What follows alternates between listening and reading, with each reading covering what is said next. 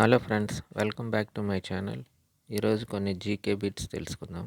First question: national institute of public cooperation and child development పేరును ఇటీవల ఏ విధంగా మార్చినట్లు కేంద్ర మహిళా శిశు సంక్షేమ శాఖ తెలిపింది? జవాబు: సావిత్రిబాయి పూలే జాతీయ మహిళా శిశు అభివృద్ధి సంస్థ. నెక్స్ట్ క్వశ్చన్: తమిళనాడు ప్రభుత్వం అధికారికంగా గ్రేటర్ ఫ్లెమింగో అభయారణ్యం ఎక్కడ ప్రకటించింది? జవాబు: ధనుష్కోడి. నెక్స్ట్ క్వశ్చన్: మామిడి మనిషిగా పేరొందిన కలీముల్లా ఖాన్ కొత్తగా అభివృద్ధి చేసిన మామిడి రకానికి ఏ రాజకీయ నాయకుడి పేరు పెట్టారు? జవాబు: రాజ్నాథ్ సింగ్.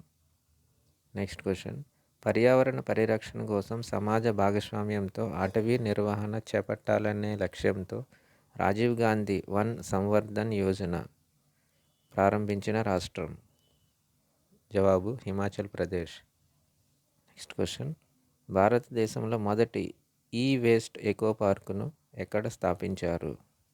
జవాబు: Holambi Kalan, north Delhi. Thank you for watching this video. Thank you.